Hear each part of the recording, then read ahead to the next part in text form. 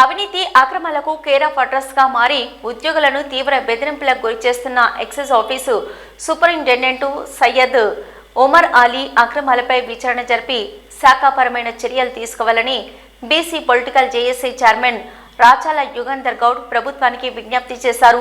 హైదరాబాద్ నాంపల్లిలోని ఎక్సైజ్ శాఖ డైరెక్టర్ కార్యాలయంలో ఒమర్ అలీ అక్రమాలపై ఆధారాలతో సహా ఫిర్యాదు చేశారు. అనంతరం బషీర్బాగ్ ప్రెస్ క్లబ్లో ఏర్పాటు చేసిన మీడియా సమావేశంలో ఆయన మాట్లాడుతూ కుర్చీ వదలకుండా 20 ఏళ్లకు పైగా ఒకచోట విధులు నిర్వహిస్తున్నారన్నారు.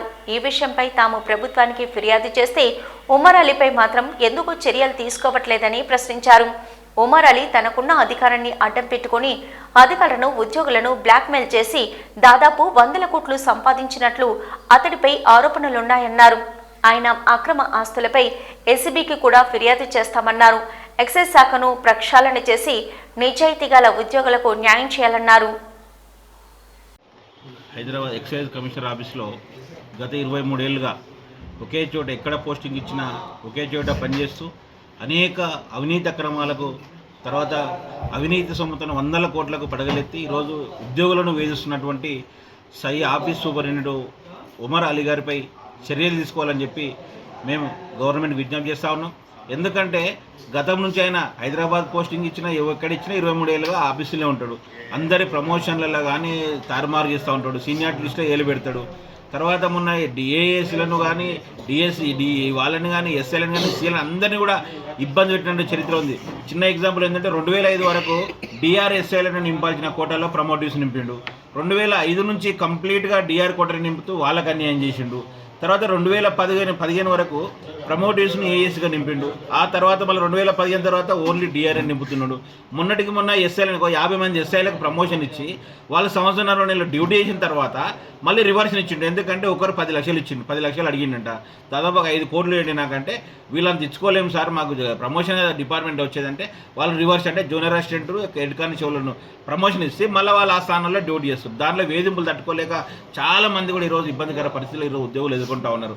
తర్వాత మొన్న పాలమూరు జిల్లాలో 4 ఆంధ్ర వాళ్ళు అక్కడ రిలీవ్ చేయాల్సిన 2013 ఇస్తే అప్పటి నుంచి కాపాడుకుంటూ వచ్చి మొన్న మేము ప్రెషర్ చేసి హైకోర్టు క్లియర్గా వాళ్ళని రిలీవ్ చేయమని చెప్పినా కూడా రిలీవ్ చేస్తే మామూలు ఏఎస్ గారు రిలీవ్ చేస్తే మళ్ళీ కూడా వాళ్ళని ఏం చేసిండో ఈయన పైరవ్ చేసి ఇలాంటి ఉత్తర్వులు లేకుండా మళ్ళీ మామూలుగా వాళ్ళని జాయిన్ చేయడం జరిగింది.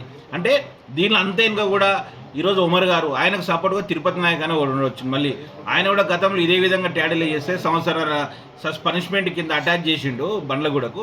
మళ్ళీ ఇప్పుడు ఆఫీస్కి వచ్చి ఈ విధంగా వ్యవహారాలు చేస్తూ ఉన్నారు. 100 కోట్లకు పడిన గతంలో ఈయన గురువు రామారావు గారు ఆంధ్రని వెళ్తే ఈయన తెలంగాణలో కూడా వెళ్తున్నటువంటి పరిస్థితి ఉంది. అంటే పుట్టిన తేదీ కూడా మార్చినటువంటి గనులు ఈ ఒమర్ అలీ గారు. గతంలో సర్వీస్ మేటర్లో ఎవడు ఏలు పెట్టాడు ఏ ఉద్యోగులు, కానీ ఈరోజు వనపర్తి ఏఎస్గా పనిచేసినటువంటి ప్రభు వినయ్ గారు పుట్టిన తేదీ 5 సంవత్సరాలు 64 నుంచి 69గా మారుస్తే దాని మీద కంప్లైంట్ ఇస్తేనే ఆయన కూడా సస్పెండ్ అయింది. కానీ ఈయన మీద మాత్రం ఎటువంటి చర్యలు తీసుకోలేదు. మా ప్రభుత్వానికి మేము ఒకటే విజ్ఞప్తి చేస్తూ ఉన్నాం. ఈరోజు ప్రభుత్వం ఏమో ఈరోజు మంచి పనులు చేయాలి, ఈరోజు ప్రజాపాలన అందించాలని చెప్పి మీరు అన్ని సమూల మార్పు ప్రక్షాళన చేస్తూ ఉంటే ఇటువంటి ఒక చీడ పురుగు వలన ఒక అవినీతి జలగ వలన ఈరోజు ప్రభుత్వానికి చెడ్డ పేరు వస్తూ ఉంది. ఉద్యోగులందరూ కూడా ఈరోజు ఈయన చేసిన సర్వీస్ మేటర్లు ఏలు పెట్టడం వల్ల కోట్ల చుట్టూ తిరుగుతున్నారు తప్ప ఈరోజు ఆఫీసులో డ్యూటీ చేయని పరిస్థితి ఎక్కడ కూడా కనిపిస్తలేదు. మన దీనిపైన జూపల్లి కృష్ణారావు గారు ఈరోజు దృష్టి పెట్టాలి. కొత్తగా వచ్చినటువంటి డైరెక్టర్ ఎక్సైజ్ శాఖ డైరెక్టర్ గారు దృష్టి పెట్టాలి. ప్రిన్సిపల్ సెక్రటరీ రిజ్జు గారు కూడా మేము ఈరోజు కలుస్తాం. ఇంతకుముందు డైరెక్టర్ గారికి మేము కలిసి ఇవ్వడం జరిగింది. మేము ఫైనల్గా ఒకటే అప్పీల్ చేస్తాం. ఒమర్ అలీపై నీవు కొన్ని వేల మందిని ఈరోజు ఉద్యోగులను కూడా ఇబ్బందులు పెట్టేటువంటి పరిస్థితి ఈరోజు తెలంగాణ వ్యాప్తంగా చర్చ జరుగుతూ ఉంది.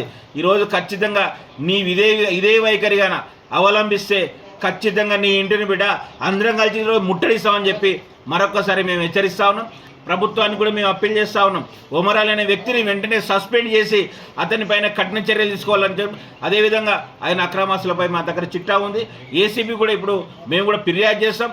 ఎన్ని ప్రభుత్వ సంస్థలు ఉంటే అన్ని సంస్థల సయ్యద్ ఒమర్ అలీ గారి పైన ఆఫీస్ సూపరింటెండెంట్ పైన ఫిర్యాదు చేస్తాం. అతని పైన చర్య తీసుకునే వరకు ఈరోజు వదిలిపెట్టామని చెప్పి ఈ సందర్భంగా హెచ్చరిస్తా ఉన్నాం.